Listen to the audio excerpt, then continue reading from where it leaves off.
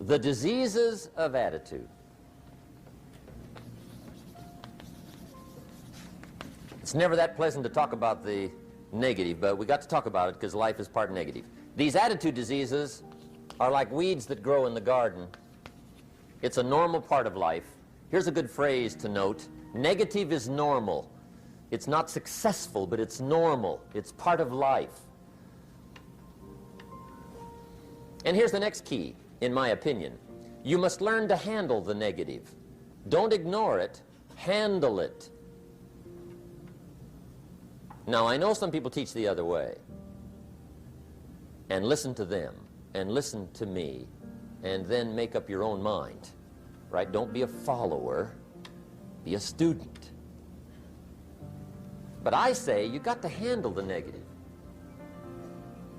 You don't have to live in it. You don't have to dwell on it. But you do have to handle it, my opinion.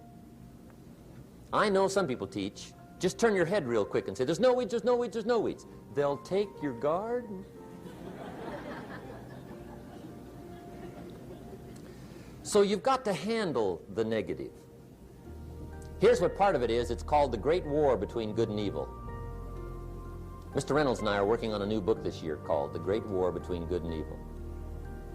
And there is a war on. The minute you were born, you got involved in the war between good and evil, between darkness and light, between negative and positive, between evil and good, between tyranny and democracy, between weeds and human activity. I mean, the war is on.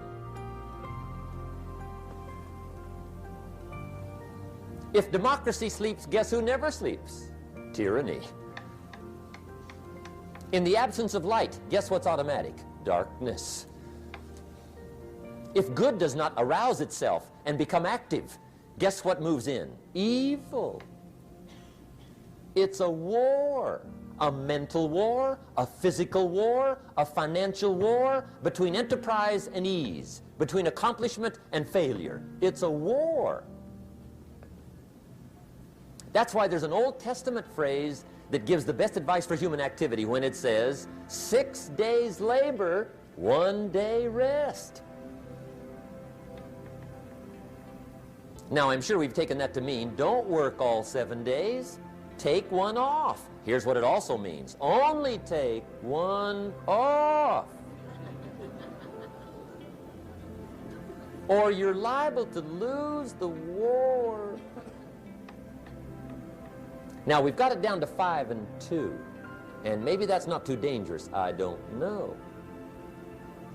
If God would have thought of 5 and 2, he might have made it 5 and 2. I don't know. You can't think of everything. But here's what it does mean. Enterprise is better than ease. If you rest too long, the jungle overtakes the village. Now, here's the good news about the war between good and evil. Evil is no match for good, but good must be active. Weeds are no match for human activity, but if you stand still, how far in will they come? All the way. They'll grow right up around your shoes. But if you get busy, how far back can you take them? As far as you wish. They're no match, but you must be active. That's why the 6 and 1. Make sure you're not losing the war by taking off too much. Guess what the average years are after retirement? 6.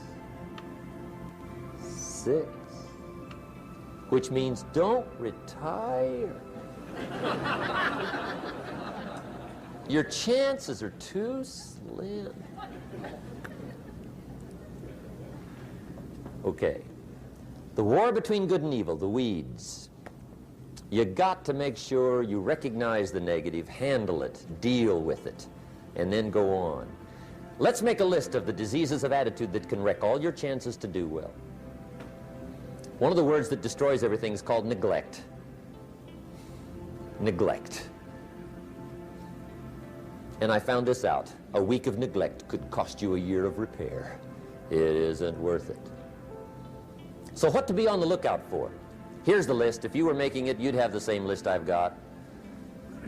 Right? We're not covering anything new tonight. This is a reminding session, not a teaching session. But it doesn't hurt to go over it again. Here's the list. Attitude diseases. Number 1 is indifference. The shrug of the shoulder. The guy's not even concerned. He's just drifting. This is called the mild approach to life. A disease known as mildness.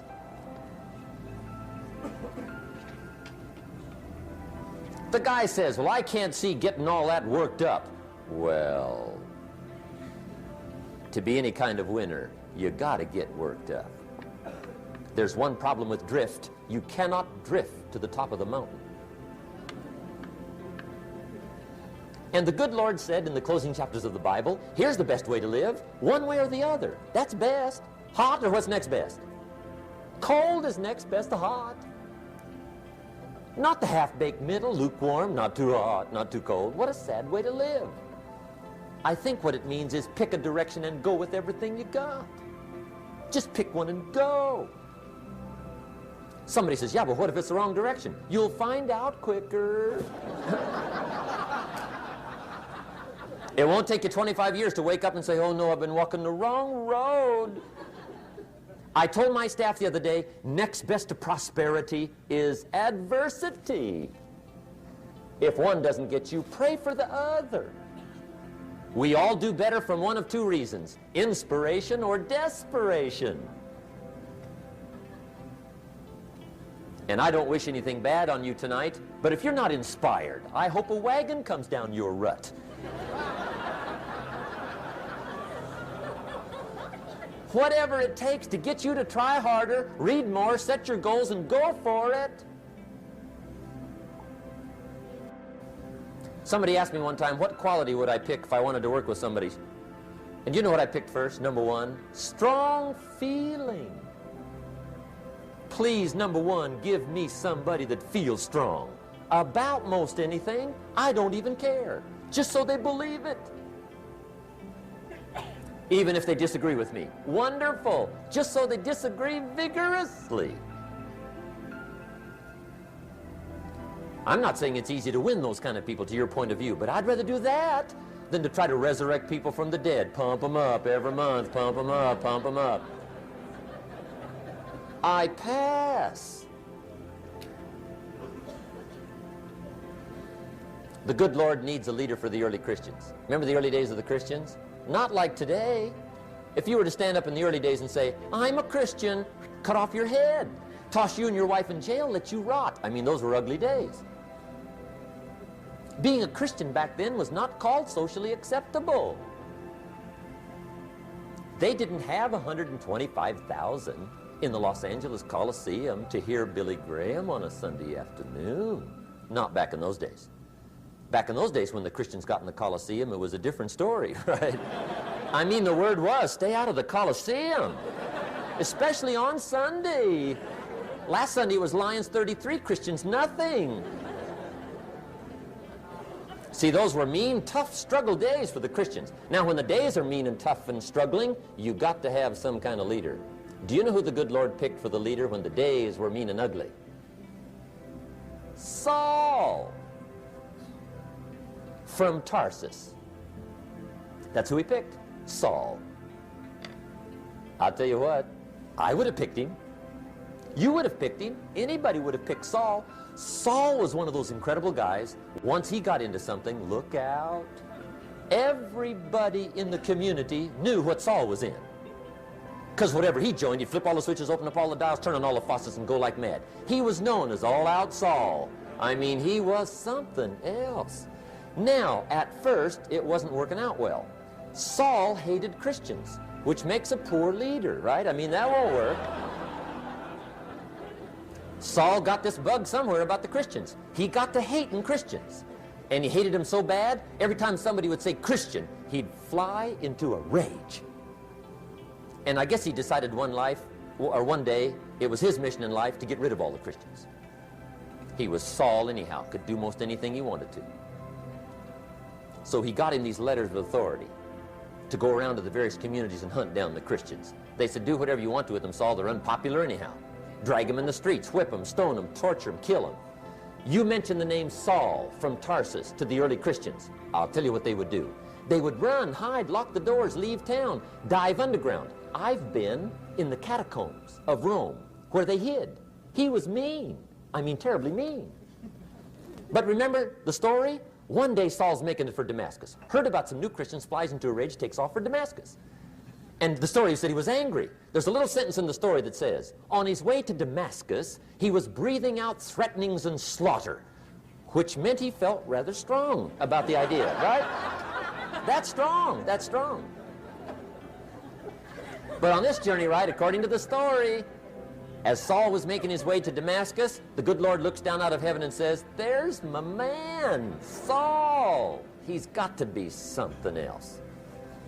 And according to the story, this great light shines out of heaven, knocks him flat, right off his horse, grinds his face in the dirt, and blinds him for 3 days. The good Lord using recruiting tools we can't use, but when you're Lord, right? To make a long story short, Saul from Tarsus becomes converted to Christianity. He becomes Paul, the great leader, the apostle. And without a doubt, the good Lord got him a dandy. One he didn't have to pump up every month. In one of his later writings, he said, the things I once hated, I now love. The things I once loved, I now hate. See, that's strong. Here's the key to the good life. Learn to put everything you've got into everything you do. Whatever you are doing, pour it on. It will quickly open up into opportunity or quickly disclose to you that you ought to be doing something else. The delusion is, if I had a better job, I'd really pour it on. See, that's delusion. Wherever you are, pour it on. Don't give somebody half a job for a day's pay. Pour it on. See, that'll help change your life. Get rid of this disease. Here's the next attitude disease, indecision. Mental paralysis. The guy can't make up his mind and it becomes a disease. Pretty soon he knows he's got it. The guy says, well, I know I'm on the fence. But he says, what if I get off on the wrong side? Listen, after a while it doesn't matter. Just get off. Any side will do. A life full of adventure is a life full of many decisions. The ones that turn out to be wrong give you better experience to make better decisions. So don't see how many decisions you can get out of, see how many you can get into. That's where the adventure is. So shake off this disease, indecision. The next one is doubt. Doubt's like a plague, and one of the worst is self-doubt. There are many, but that's one of the worst. The guy doubts himself, doubts if it'll last that long for him, doubts if he can do that well, doubts if he can make that much, doubts if he can accomplish all that. A chronic, excellent self-doubter. You can imagine what damage that does to your future. So here's the key. Turn this coin over and become a believer.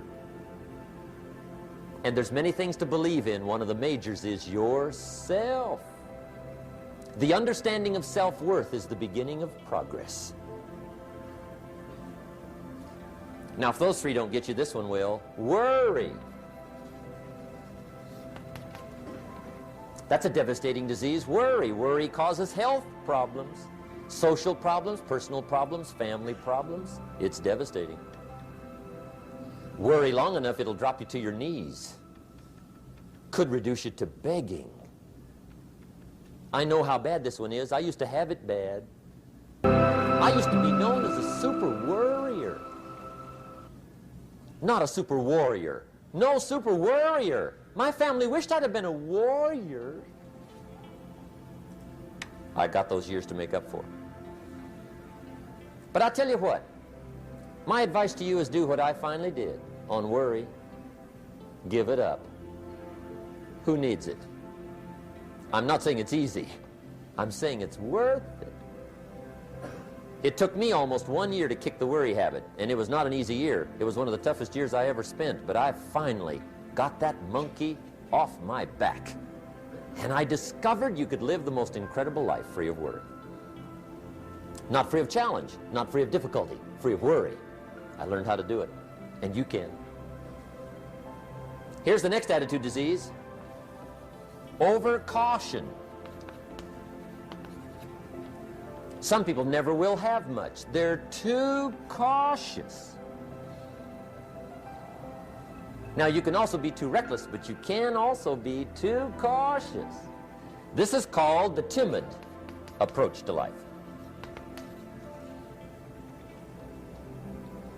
And my caution was always the risk. Risk used to drive me right up the wall. I used to say, what if this happens? It's called the language of the poor. What if this happens? And on top of that, if this was to happen, look at the fix I'd be in. I better not try. I could always ace myself out. Then I'll tell you what changed my whole life when I finally discovered it's all risky. The minute you were born, it got risky. If you think trying is risky, wait till they hand you the bill for not trying. If you think investing is risky, wait till you get the tab for not investing. See, it's all risky. Getting married is risky. Having children is risky. Going into business is risky. Investing your money is risky. It's all risky. I'll tell you how risky life is. You're not going to get out alive.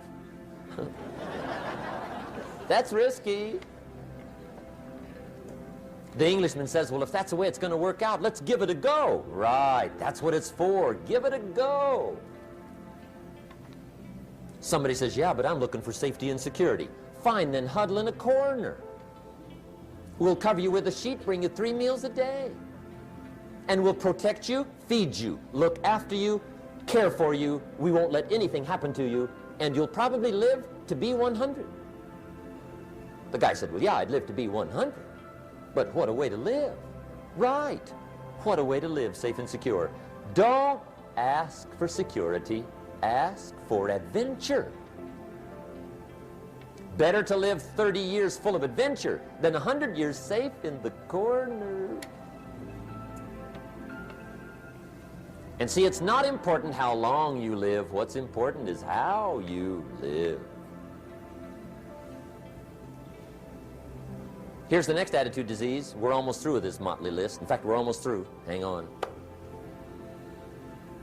The next one is pessimism. Pessimism, the deadly disease of always looking on the bad side, the problem side, the difficult side, checking all the reasons why it can't be done. The poor pessimist leads an ugly life. He doesn't try to figure out what's right. He tries to figure out what's wrong. He doesn't look for virtue. He looks for faults. And when he finds them, he's delighted. How ugly. This is the poor guy who looks through the window, doesn't see the sunset. He sees the specks on the window.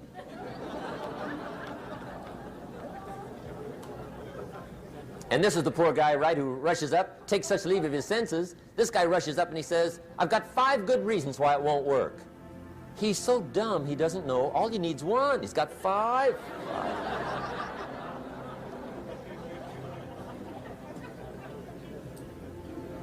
To the pessimist, the glass is always half empty. To the optimist, the glass is half full. Why would the same measure affect people 2 different ways? Answer, it all depends on how you look at it. Our lives are mostly affected by the way we think things are, not the way they are. The way we think they are affects us most. There's a subject we don't have time to get into tonight called better thinking habits. One of the major things Shove taught me when I met him, he said, poor thinking habits keeps most people poor. Not poor working habits. Most people work hard, but they don't think hard. And Shove taught me that the mind is like a factory, a mental factory. And whatever you think about all day long pours ingredients into this mental factory. And that's what builds the economic, social, financial fabric of your life. He quoted me a Bible phrase that says, as you think, so you become. How awesome. When he talked about poor thinking habits, he had me. I used to start the day reading the morning newspaper. I mean, you can believe that or not.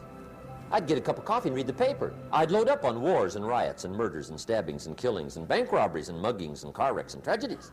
I'd even read the back pages. I seem to like that stuff for some weird reason. I'd load up on all that, and then I'd start the day. You can imagine the kind of days I used to have. You walk around on your financial knees. They call you economic peewee.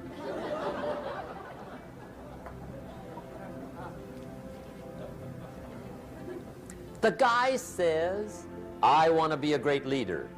Wonderful. The first thing we do is follow him to his house. When we get there, we walk in and check his library, number 1. Somebody says, well, why check his library? The reason is because what a man reads pours massive ingredients into his mental factory, and the fabric of his life is built from those ingredients. You would not believe what some people have got in their house to read. You would not believe. One of the best dressed up words I know for a lot of it is trash. Can you imagine dumping a barrel of trash into this mental factory every day and coming out with a rich, dynamic, positive life? It can't be done. You might as well try making a cake with cement. The kids back in Danbury, Connecticut, high school, they're asking me questions one day. I'm talking to the kids. Kids got good questions these days. One of them said to me, Mr. Rohn, how do you build the good life? I said, it's simple. It's not easy, but it's simple. Here's how you build anything. Select the right ingredients, keep out the wrong ingredients, and it starts with thought. Everything starts with thought. So you must be wise and careful what you think about, because that starts everything. You got to be wise and careful. I asked the kids, what would happen if somebody dropped sugar in my coffee? They said, well, you'd be okay. I said, what if somebody dropped strychnine in my coffee? They said, well, you'd be dead. I said, correct. Lesson 1. Life is both sugar and strychnine. You gotta be careful. I said, what if my worst enemy drops in the sugar? They said, will you be okay? I said, what if my best friend, even by accident, drops in the strychnine? They said, well, you'd be dead. I said, correct. Lesson 2, watch your coffee.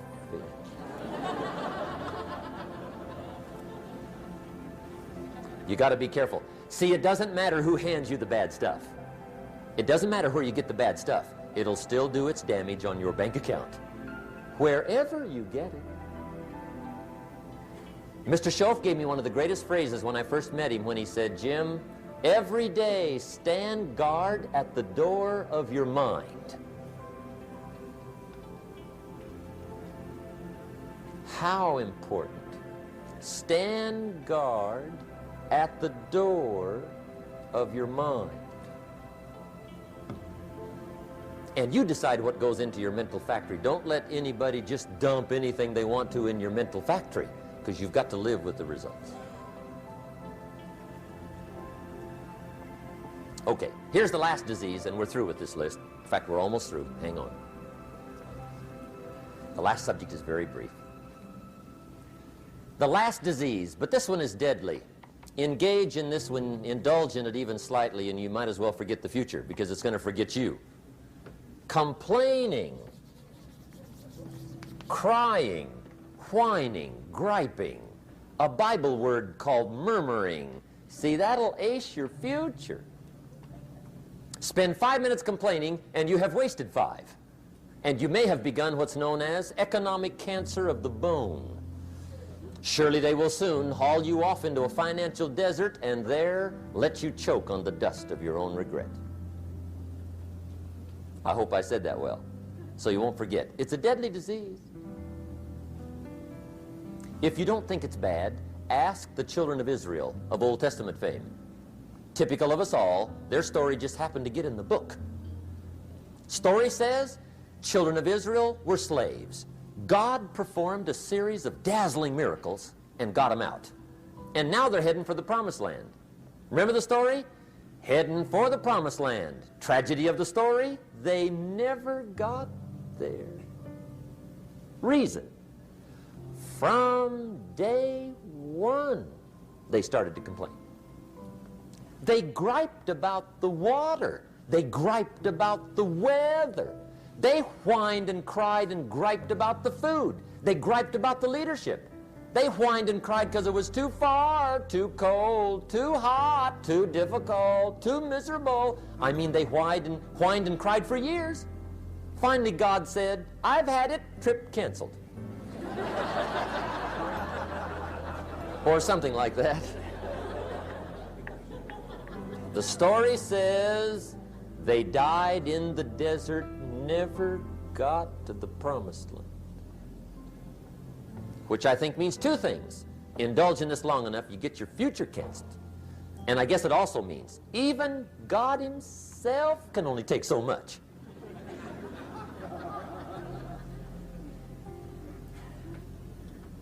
Okay. Just be on the lookout of the things that can destroy all the good you start. The war is on. And this evening, tomorrow, mentally, personally, socially, economically, you got to make sure you're winning the war. And this is part of it.